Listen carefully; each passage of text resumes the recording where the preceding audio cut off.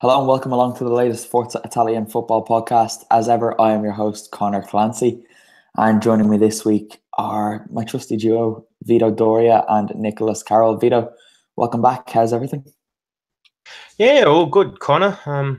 I'm fascinated to see how this new time slot for the podcast goes, but as always, plenty of cultural discussion and plenty of good things to talk about. So, looking forward to it. Yeah, it should be a good week's recording. Nick, it's good to have you back as well. A much welcome return for you. Thank you, Connor. Good to be back. Inter 6 matches undefeated. It's amazing form on the field. So it's good to talk about just how good they're going. Oh, we will get to Inter, don't you worry. Vito did actually touch on the new time slot might not affect the audio subscribers too much, but just for those of you who tune in every week on the live stream on YouTube, we are going to be recording at 23:30 CET on a Sunday night from now on going forward, just because we're going to be doing 2 podcasts a week, and the second of those will be coming out after the European games on Thursday or Friday, and that will be done with Dov Schiavone taking my place as host. So it's not bad news. You don't have to wait too long to get your culture chat fix, and you're getting an extra bonus podcast during the week as well. So it's win-win all round. Guys, I don't care what you want to talk about first, because there's only one place to go, and that is to Napoli. They smashed Lazio 4-1. And to be completely honest, I could spend an hour talking about this game just sitting here by myself, but that wouldn't be too much fun. I've got down a couple of notes here. Incredible Insigne, Joyous Jorginho, Magic Mertens, and Super Sarri's bros are still top. Vito, do you want to start with the praise for Napoli? Napoli, although they didn't play the best football in the first half, in the second half they showed the true colours, and they showed why we tend to make a big fuss about them, as well as countless others out there. And Napoli have become famous for the possession football, and they showed great confidence, particularly in that second half. And as evidenced by the 4th goal that they scored, I think it just goes to show how great the interplay is and how well they do in tight areas. So it's a real confidence booster for them, and it's another great thing to see that they're beating a team that's also competing for European spots. They haven't just demolished the team that's just making the numbers or fighting relegation. Yeah, and once again, they did it from a trailing position. Jax, we were worried. We actually discussed you post or pre-pod. We were worried that you might not get to the new time slot, but welcome along. It's good to see you. We will get to Inter later. Don't you worry. They'll be in the second half of the pod. Nick, Vito kind of summed it up nicely. It was good to see them beat a team that wasn't one of these lesser teams, and it's by the same scoreline that they demolished Lazio earlier on in the season. They did it coming from behind, as I said. They've picked up more points coming from behind than anyone else in Serie A. I think that was true 2 or 3 weeks ago, and we discussed that. But what more can we say about them that we haven't already said? Have we learned anything new this week, or is it just them further reinforcing what we thought they were capable of? Yeah, I think so. I think they're just continually proving to be a professional outfit that deserves to win a Scudetto. Whether or not they will or not is another question. But to falling behind, they've actually conceded first at home 42% of the time, and they've scored first 42% of the time. So, which is weird that it's at home because they're much better away. But that just shows their mentality to be able to fall behind that often. That's actually quite a big number, and still always just manage to hold their stuff together and get back into the game. And then just, it seems like once they're even or once they're one ahead, then they just put another gear into it and then leave the other team behind. But no, they're I mean, you know, we've spoken about almost every facet of their game. To add on to what you're saying with Insigne, I almost felt a bit bad for him because he did everything except score in that match. The poor guy, but yeah, no, it was incredible. Jorginho is just amazing. He was that ball for Carroll, I believe it was just that pass, right? But if we're going to talk about that goal, there's a camera angle from behind the goal that shows just why Jose Callejon is so underrated, because the ball is coming at incredible speed, just right over his shoulder and dropping over his head. And he takes his eye off the ball for a second to look towards goal at Thomas Strakosha to see where he is. And without missing a beat, he looks back, knows exactly where the ball's coming, and just kills it dead with his first touch. And then obviously the finish, there was never going to be any mistake there. But just so calmly as well. Like that goal in itself just shows so much to Napoli's game. You can just dissect that and analyze every little part of it. It's beautiful. Yeah, well, even it came from a free kick on the halfway line, which Koulibaly was trying to play. So Koulibaly moved it forward, and Luis Alberto pushed it back. And then it was like they were trying to take this one route, and then thought, okay, if you're blocking off that one, we'll just do this. Give it to Jorginho, and he'll smack it long and play it straight into the path of Callejon. But that wasn't even the best goal of the game. Vito, I'm sure you've seen the videos doing the rounds of that fourth goal, which was just magic. I don't think we'll do it justice by describing it as an audio feature, but do you want to give it your best shot? Well, yeah, again, words won't do it justice, but as I mentioned earlier, it epitomized the interplay of Napoli, just the close passing. So, yeah, just on the left wing or left flank, they were facing all those Lazio players. They still managed to pass around it. Then came Jorginho's pass to Zielinski. Zielinski performed some nice dribbling skills on the left, and then that neatly weighted pass to Mertens, who gave it the softest of touches just to deflect the ball in.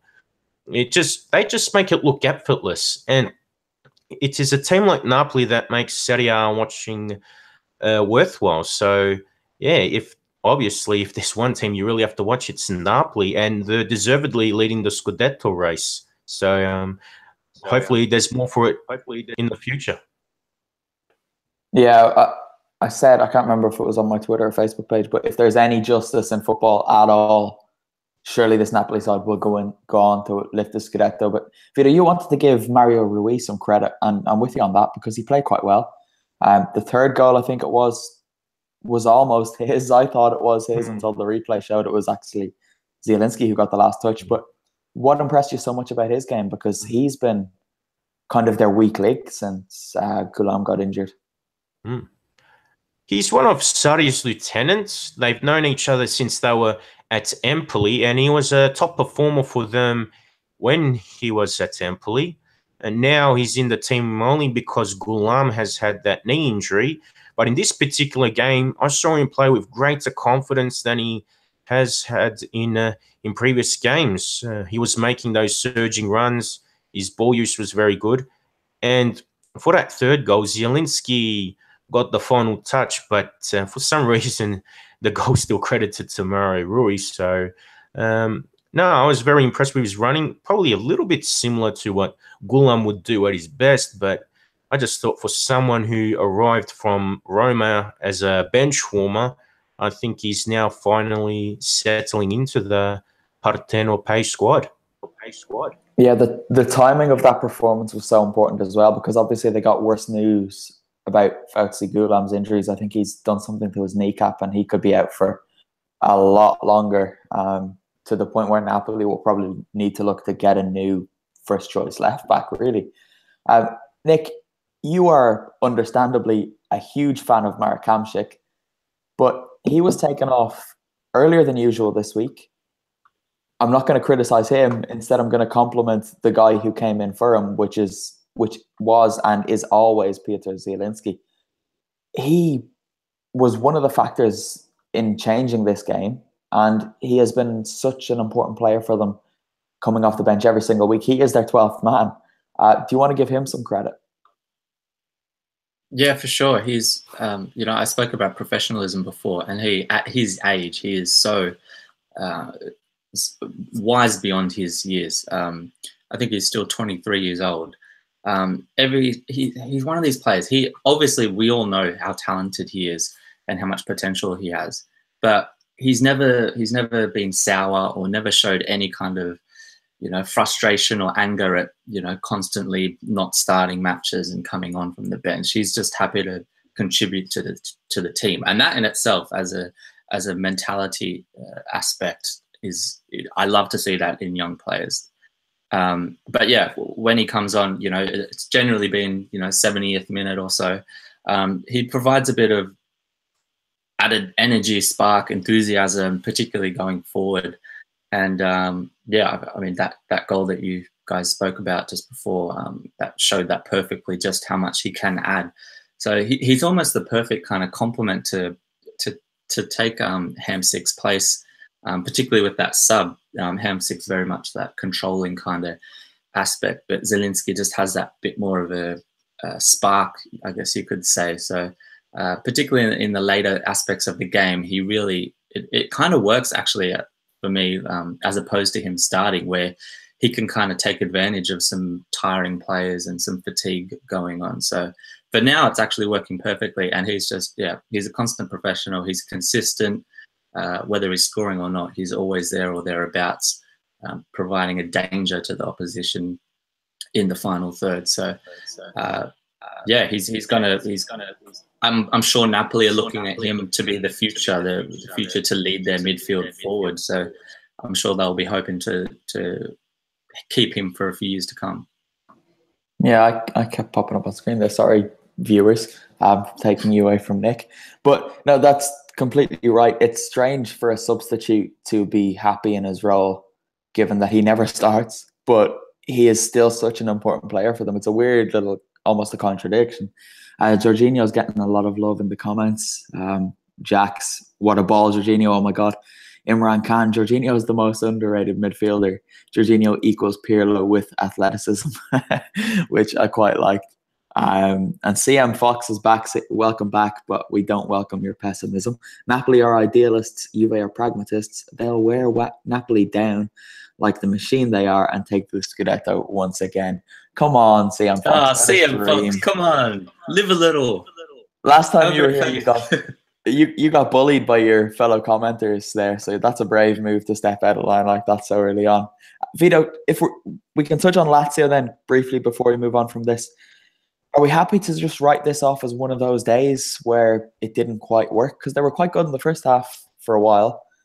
Or is their recent form a bit of a crisis that should be looked at a little bit deeper? I reckon it needs to be looked at deeper. Although Napoli are a bogey team for Lazio, probably in the last 2 to 3 weeks, I think there's been a few cracks emerging in Lazio's game. And I've been a big fan of the way Lazio have been playing this season, but if there's one particular weakness of the game, it's the quality of the individual defenders. And that was evidenced by Wallace scoring the own goal to put Napoli 2-1 up. I think he's a great liability to the team.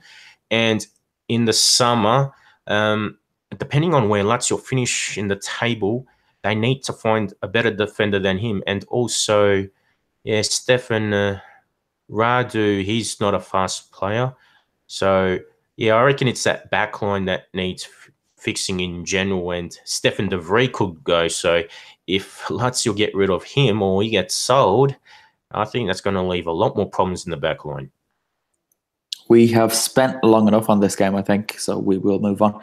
I forgot to say at the top of the show, we do have another exciting competition for you listeners and readers of Forza Italian football. We will get to that after this next game. Fiorentina 0, Juventus 2.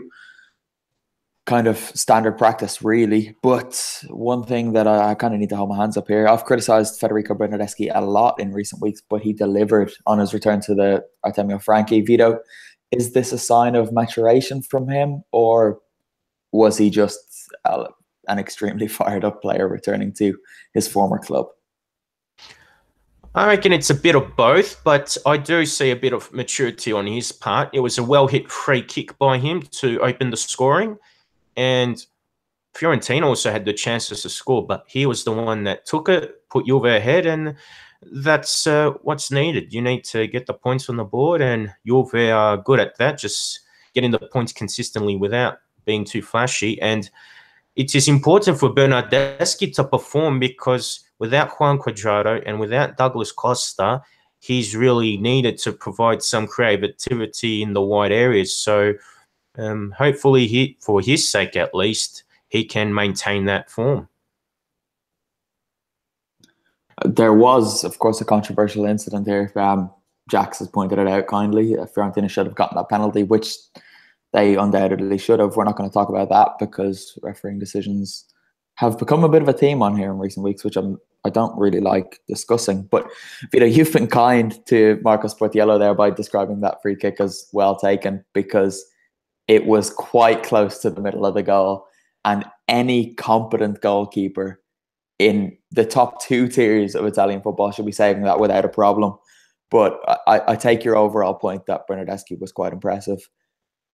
Nick, Gonzalo Higuain scored again, and I'm sure I wasn't alone in thinking as soon as he got through that, oh, this is just going to kill the game off, because that is what he does when he's at his best. And worryingly enough for Tottenham Hotspur fans, he is coming into his best form of the season. It's obviously a good thing for Juventus, but will he be able to balance playing in Serie A and the Champions League going forward, or will he be sacrificed in one of those competitions? Yeah, Max Allegri's really got his work cut out in the next few weeks to see how he balances this squad. And I mean, I guess it's the same with the whole Bernardeschi. I guess he's actually coming into form at the right time, that he provides that extra depth, because I'm sure he's going to be used a lot more in these coming weeks between the Champions League and Serie A. So yeah, Higuain, he's hitting it at the right time. It's going to be good. I'm really looking forward to that Tottenham clash. Yeah. I think it's going to be quite a good one. 2 of the top strikers in the world. So I'm not sure what you're doing there, Connor, but thanks for that. But he's coming into his form at the right time. If he can keep himself fit, then I'm sure he'll be able to handle it. It's just when the pressure really gets to him, whether he can provide at the high pressure times is my big question. That's always been the question hanging over his head. And I don't know what I was doing. I don't know what you're referring to be honest with you. You confused me. This thing. Oh, no, that was me. Just there was something in the way. Right. Philip has commented saying, I am so pumped. Had me a bit confused. I forgot who he supported, but of course it's Inter. The Inter fans are out in force tonight, Nick, so I think we are going to have to discuss them in a bit of depth later on, which I wasn't really planning on, but since so many of you are tuning in, I suppose I have to give in there.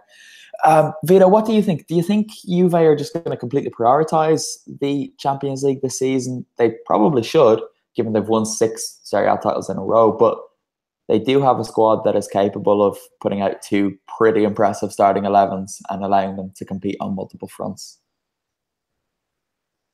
I really hope Juventus do put their efforts into the Champions League. Unfortunately, they've lost more than their fair share of finals, so it would be great if they could redeem themselves, but I do also believe that maybe the window has closed, particularly for this crop of Juve players. But we'll see what happens. I think they can beat Tottenham, and also with the team they have, I think they still have enough individual quality available to still beat Spurs. If we're going to look ahead, so today is what, February 11th? Between now and this day next month, March 11th, Juventus have to play Spurs, Torino, Atalanta, Lazio, Spurs, and Udinese. That's not the kindest of runs. Atalanta have played them twice. Obviously, one of those is the second leg of the Coppa Italia semi-final. And is it fair to say that they could very easily lose a couple of points, at least, in that run? Nick, what do you think?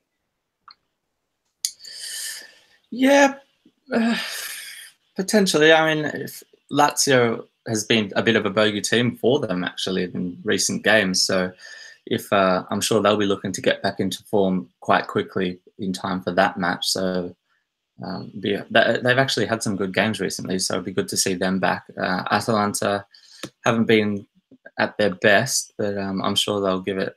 They kind of at least give it a go with Juve. So yeah, potential to lose some points there, but it's you can't write you can't write off any points with Juve. They're just so consistent in Serie A. So if I was Napoli, I would not be resting on my laurels whatsoever. No, don't be counting those as dropped points, because if there's anything Juventus have taught us, it is exactly that. Do not expect them to drop points, because they just don't do it. Again, Juventus's last 5 games of the season include Napoli at home and then away trips to Inter and Roma, which the end of the season is going to be amazing one way or another. Even if Juve are on top, it's going to be exciting to see them go there, because Inter and Roma would love nothing more than to spoil a Juventus title party, given what's happened in the last few years. And obviously the history there between Inter and Juve. We've had a couple of more comments just before we move on from this game. Patrick Galacci has said, Bernardeschi showed great character returning to Florence with the entire stadium on his back and managing to score. Viola players targeted him the entire game, but he kept a cool head and chipped away. And the beautifully cynical CM Fox has replied to that, saying that Fiorentina should have targeted him more, which I really enjoy. Right, guys, it's time to discuss this competition then, because I did allude to it earlier on the podcast, but just weeks after the completion of the inaugural FIF Cup, which was a resounding success, except for Team FIF's performances, I'm sure you'll agree, we do have another competition for our listeners and readers as we team up with the guys over at Art of Football to celebrate the launch of their new Art of Italia collection. The winner of the competition will receive any one item from that collection, which can be seen through the post that's going to go up on ForzaItalianFootball.com as soon as this podcast is finished recording, basically. Entering is easy enough. There's going to be a quiz on the site, and all you have to do is complete the quiz, screenshot your score, and send it to us on Twitter using the hashtag AOFquiz, and of course tagging at Serie A FFC. If you don't tag us and the hashtag, we're not going to see your entry, so make sure you do that, or else your entry won't be counted. And you can't give out to us if you don't win the prize. The competition is going to close next Sunday evening at 11:30 Central European time, just as we go live to record the podcast, and the winner will be announced on next week's podcast. So best of luck to everyone. I've tried that quiz myself already in the testing stages, and I did not do well. I really did not do well. There's only 10 questions, so you guys should be aiming to do better than me anyway and at least get half of them right. But Nick, I'm interested to see how you get on in that quiz. So we'll move on to... I was going to go to Ferrara, but since there's so many Inter fans here in the comments, I think we will go to Inter first. They beat Bologna 2-1. Their first win since the 3rd of December. Nick, do you want to just breathe a sigh of relief? I'll just take a nice quick sip from my mug. Well, while you do that, it was very much a case of no Mauro Icardi, no problem for them. And Caramo is obviously the saviour of Inter, the next Lionel Messi, and the best player to ever grace the turf at the San Siro. Or at least that's what Inter fans on Twitter seem to be saying, Nick. Do you want to bring them back down to earth? Don't start with this shit, honestly. God, the poor kid's going to be gone next week. All right. Should I speak about the game or Caramo? Let's start with Sorry. Just to show you how great this is, the comments are already lit up with talk of Inter being dark horses for the Scudetto this season. Guys, stop. Khalid, calm yourself down. You're getting too carried away. Imran Khan is taking care of that argument first. Actually, they're all ganging up on him, so we don't need to address that. One of the responses is Benevento for Europe too, which is good. Right, Nick, start on the game and then we'll go into Caramo. Yeah, it was... I'm not going to say Inter were great because they weren't, but all they needed to do... I went into the match, I was with my cousin, and I said, I don't really care how they play. They just need the 3 points today. They need the confidence, they need the belief back, and that's what they got. So, to be honest, not a great deal to be positive about around the field, with Perisic still not quite there. He's there and thereabouts. He's in the positions. He's still doing a good defensive role, but he just he can't finish. I don't know what happened to him. In midfield, I think Borja Valero and Vicino were quite solid.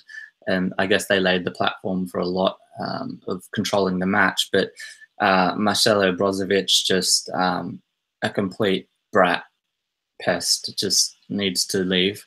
Oh, you're taking Team Icardi here. I see. Interesting. No, this is irrelevant of Icardi's thing. This is Okay. this is Brozovic continually, I don't know how, but getting starts in this team and then just doing nothing for 60 minutes. Then he gets booed, rightly so. Let's say, I mean, no one likes to see booing, but fans are going to do it. Let's be honest, at that level, and then to ironically clap them. He's entitled. I take the fans are entitled to boo him for being poor, but he is entitled to respond to that booing with applause, because surely, from his point of view, he could be saying, "Yeah, I'm going through a tough time, but support me. Don't boo me, because that's not going to make anything better." No, but it's taken on. It's a negative way. You're taking on the fans by doing that. Don't be sarcastic to show that. If you want to show the fans what you're made of, do it on the field. Don't do it when you're leaving the pitch like a little brat. That's all he is. He has an attitude problem. Anyway, I mean, back to more of the match. But Rafinha, I thought when he came on, he provided a lot of spark. Obviously, very unlucky with the goal, I must say. Miranda, just a brain explosion. I don't know what happened there. Just completely nuffed that ball. So a little bit unlucky for Bologna to equalise. But no, otherwise, João Cancelo was good. It's good to see him really emerging. Some of his touches are just so strong. So there are some things to be positive about. And then obviously, Jan Carroll was just he really showed that. Yeah, I mean, he took his opportunity, and that's the thing. I think the biggest thing with Inter's wingers they were bulletproof no matter how they performed. And Spalletti, kudos to him for actually having the balls to drop Antonio Candreva, and he saw the rewards there. And with Caramo, it was amazing. Obviously, he did a lot, but he's still young, and the best compliment he can get is just to earn his starting position for the next week and keep Candreva on the bench, and leave it at that for now. Nick, we're going to talk about Caramo then for a minute. There will be a lot of people listening who haven't seen too much of him. I haven't seen too much of him. Tell us what he's all about, because he's just this breakthrough kid. And a lot of people's knowledge of him will be based on Inter fans overreacting online and fans of other clubs subsequently underestimating his ability because they want to annoy the Inter fans. Yeah, exactly. So, I mean, he's had a few appearances from the bench, just brief things mainly. He's I think it's his French nationality, but he's actually born in the Ivory Coast. He came to Inter from KN in Ligue 1. He actually played quite a few games for them. But yeah, he's obviously young, still 19 years of age. He's more so a winger, forward. But yeah, I mean, if anyone saw him yesterday, he's very much very good on the ball, great skill, dribbling skill and ability. And yeah, still very young, and that's the thing we can't get to, because even in last night's game, there were some areas where he probably didn't make the right decision. So he's still got a lot of maturing to go in the general game play. But no, he's a lot of promise. Still a long way to go, but let's keep the feet grounded, let him develop. He's in any normal circumstance, he probably shouldn't be starting for Inter. It's only purely because the Nerazzurri were in the situation where there needed to be some kind of repercussions for that kind of bad performances from the wingers. So yeah, I'm going to bring Vito back in here. Vito, we've said in recent weeks that Candreva should be dropped. There's a lot of talk now that Perisic should be dropped, Brozovic should be dropped. Who do they play? Should Rafinha be starting with Caramo as well in the team? How do you think they should be lining up if all of these players are underperforming? Well, Caramo definitely should start for me because Candreva has been that woeful. Rafinha should start as well because he does add a bit more creativity in the middle of the park. And on the left there, that's probably where the concern is. If Mauro Icardi comes back from his injury, probably Eder could play on that left side instead of Perisic, and then you start Icardi up front, because Eder can play on the left side of the attack, and sometimes that's what he did when he was playing at Sampdoria. Sinisa Mihajlovic had a front three of Gabbiadini or Kaka and Eder on the left, and Eder was scoring quite a few goals and still working tirelessly on that left side. So that's another option Spalletti should consider. Vito, I think you might have looked at my running order, because I did want to squeeze Adair in, but the way that conversation was going, I was unsure as to how I was going to do it, and he was about to get left out. But he's quite underrated, I think, and I don't think Inter fans quite appreciate the impact that he can play there. Nick, do you want to speak for Adair? Should he be playing more regularly, or is he just not at that level? It's hard, because with Icardi, obviously, it's very hard for him to find a spot. But he is flexible, and with the way both Kondreva and Perisic are playing, I'm sure there's a way to fit him in at the moment.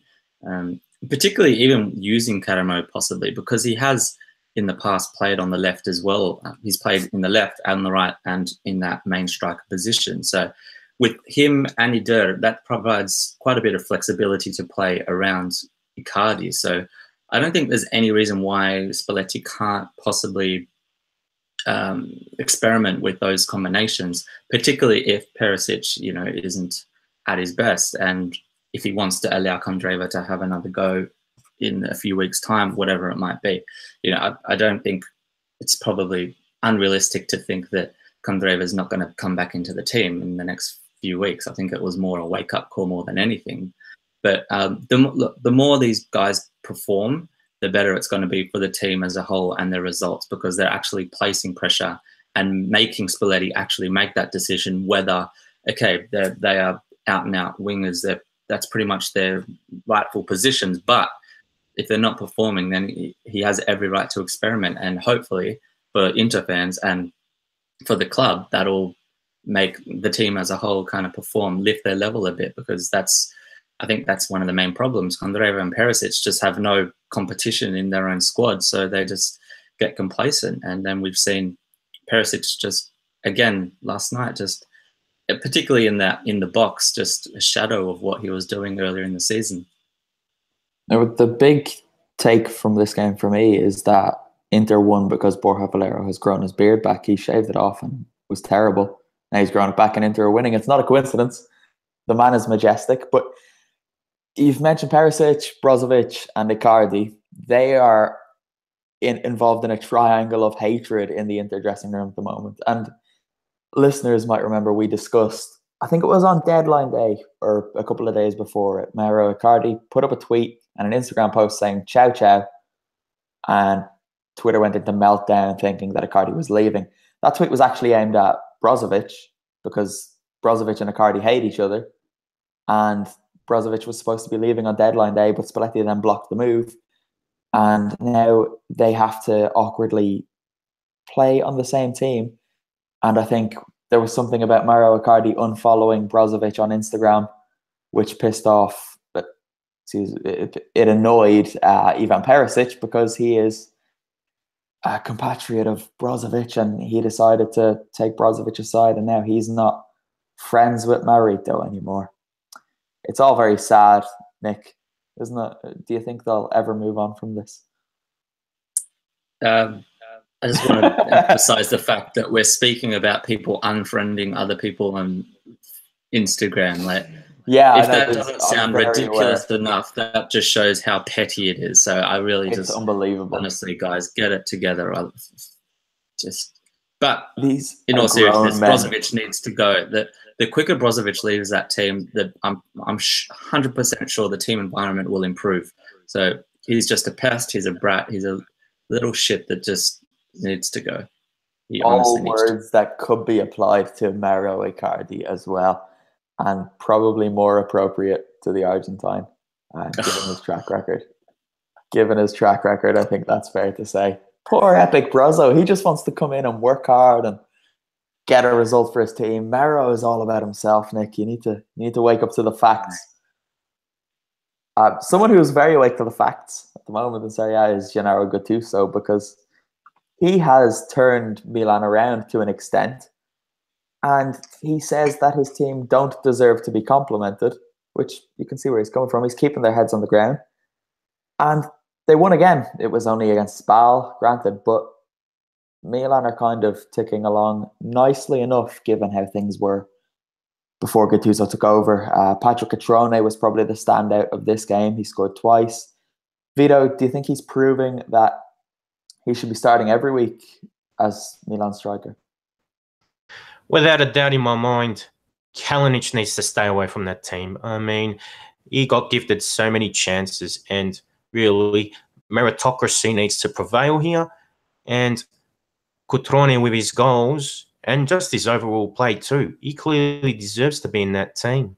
If Milan want to keep going up the table and also keep going further into Europe, Cutrone is a must.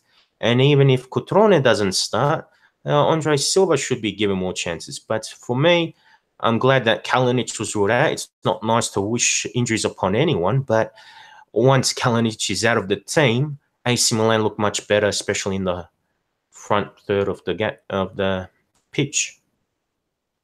Yeah, I don't think it's any coincidence that they look a lot stronger without Kalinic. And I'm just constantly impressed by Cutrone. And his 2 goals, they weren't anything special, but the fact that he was there is not something that you'd expect from a young striker. He's got this way of sniffing out space as if he's been playing for 20 years and he's been a poacher his whole life.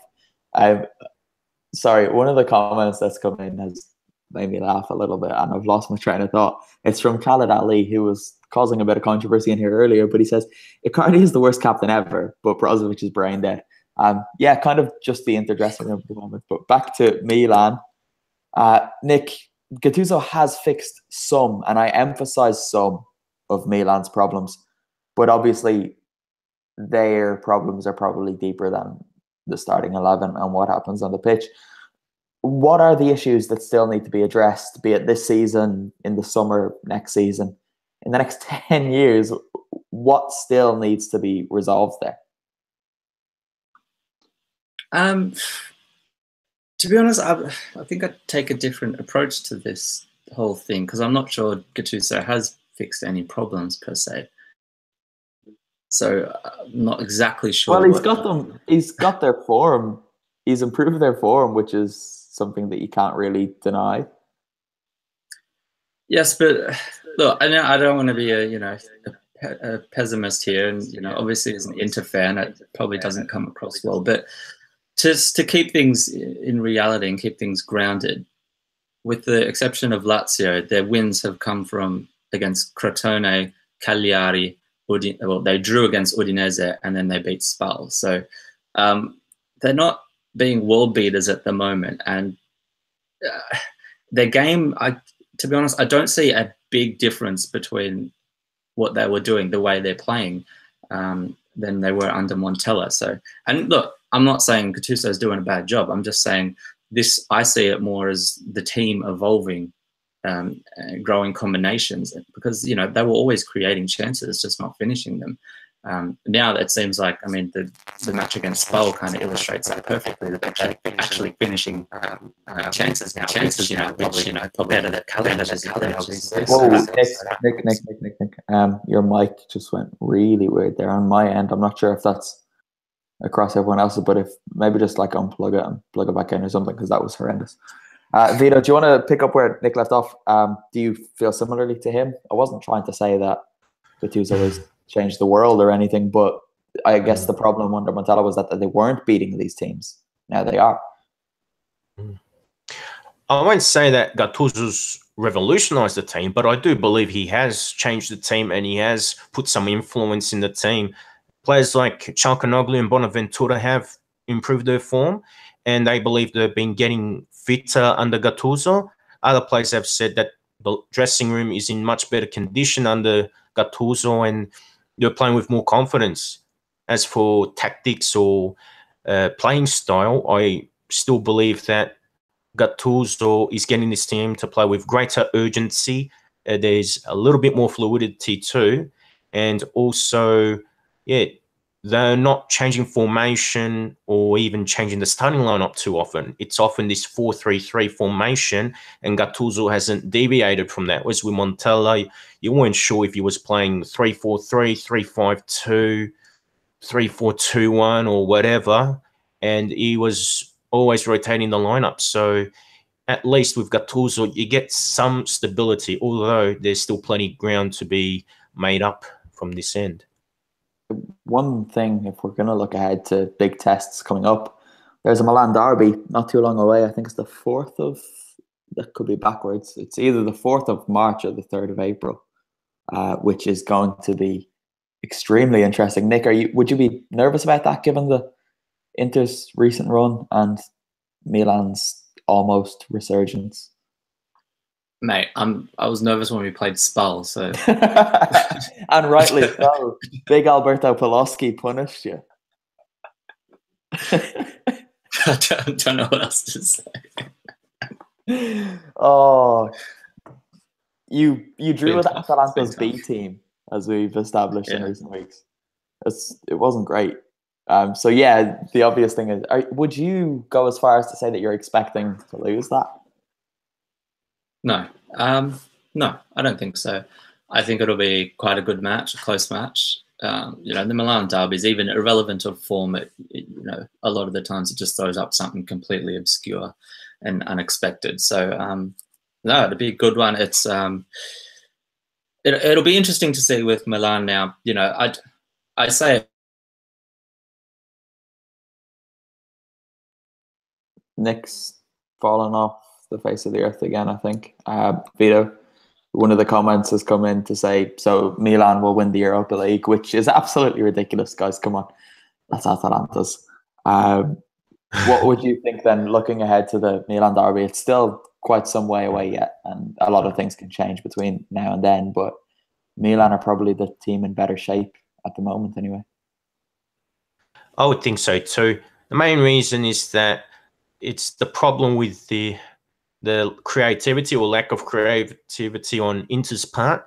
If Inter can sort out the wingers, they can get back into form, and also Rafinha gets better integrated into the team, that would be great on their part. But I think Milan's got more creative weapons going forward. So I reckon with Bonaventura, Çalhanoğlu and Suso, I think they can still do better than, say, Rafinha, Borja Valera and Caramo.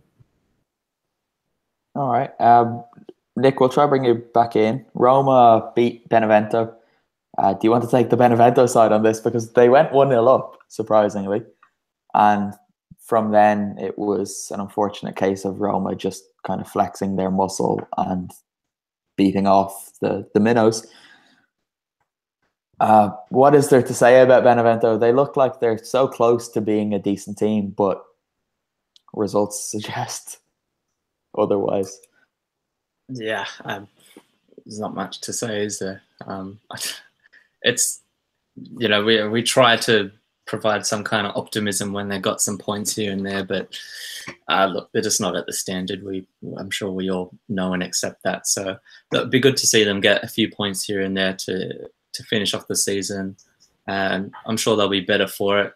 Give Serie B a good go next season, and then just keep building the team. And maybe in the future they can, really give Serie A a shot. But I think it's clearly too early for them at the moment. So they can just take the experience as a club and try and build some infrastructure behind that, and just try and take the positives where they come.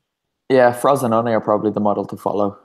Based on their performance this season. They looked cut adrift when they were in Serie A, but now they look like they're on their way back up. Vito, I know you watched this game along with me. Cengiz Ünder was phenomenal, wasn't he?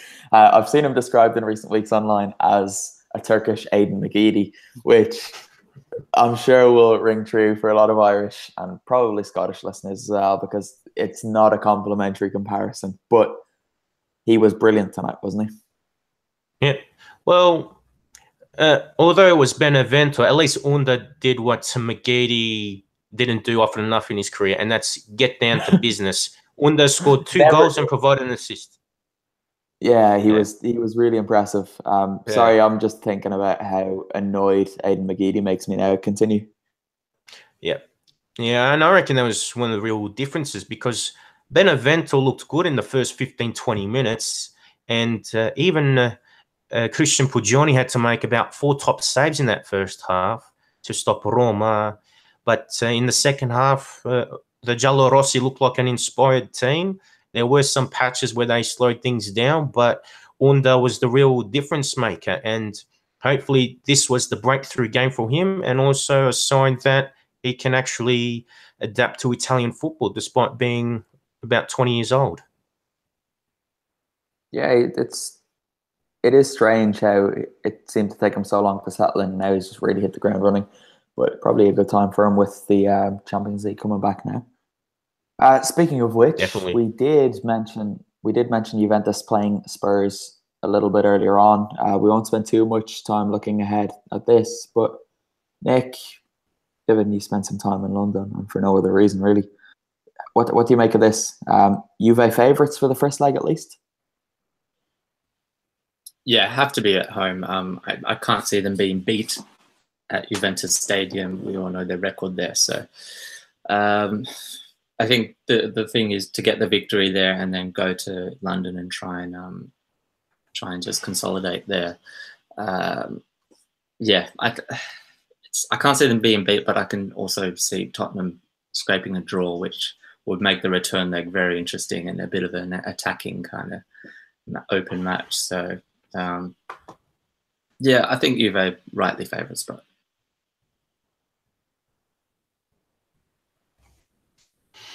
well, I reckon it'd be a good clash. And my next piece for the Forza Italian football website will be a preview of sorts for this game. And well, it's interesting to see that an Italian team has been once again matched with an English side.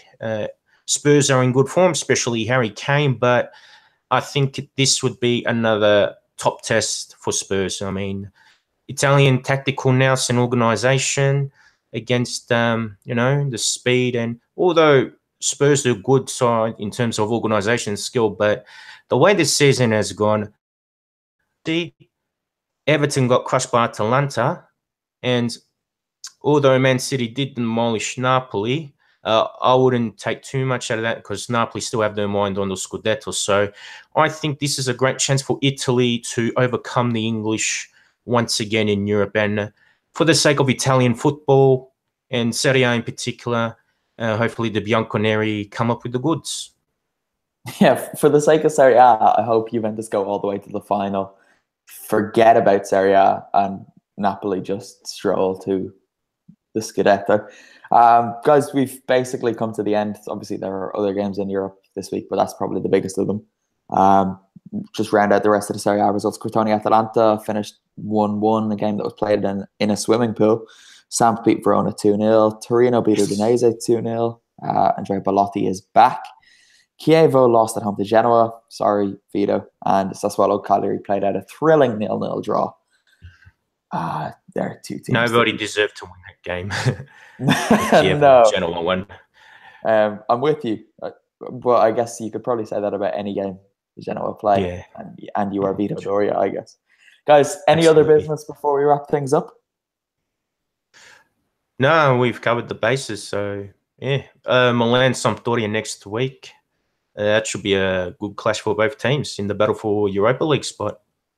Yeah, definitely. It's going to be an exciting one. That's probably the game I'll be most keen to tune into this coming weekend, with the exception of maybe a game that comes on Thursday evening when Atalanta travel to Dortmund. Guys, Atalanta will travel to the Westfalenstadion, and it's only 900 kilometers to get there. To get to Crotone at the weekend, they traveled 1,200 kilometers, and they brought a few hundred fans. I was amazed to see that game, which is one of the worst games I've seen all season. And I'm going to include League of Ireland matches in that as well, because it was really poor, but neither team could really be blamed. We're not going to talk about it anyway. Guys, you two, Vito and Nick, do chance your arm at that competition, because the questions aren't that difficult, which is why I'm completely embarrassed by my score. Everyone everyone I'll back listening, Vito for that. go do that. And yeah, Vito's knowledge is ridiculous. Yeah. But everyone listening, go do that. There's some great prizes, prints, t-shirts, some really gorgeous stuff. If you're a Napoli fan, you'll enjoy it. And if you support anyone in Serie A, any of the big clubs, you will very much enjoy it. You know what we should do? Go on. You know those game shows where like you they have like an expert and then like people come in and they have to compete against them. Vito can be like our guy, and then they got to try and outdo Vito. Like no one will beat him. Do you know, if we could do it in teams, and our team was Vito, Luca, and Padraig Whelan, between them, I don't think there's anything to have ever happened in Italian football that they don't know about. Because Luca just comes out with the most random things. Padraig's memory, like, is insane. Anything that's happened in his lifetime, he knows. And I put Vito in that category as well. Vito's ridiculous.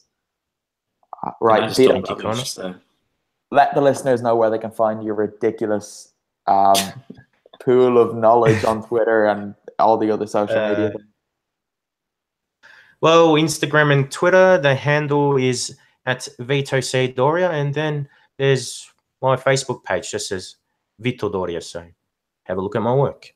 Nice and easy. Nick, do the same.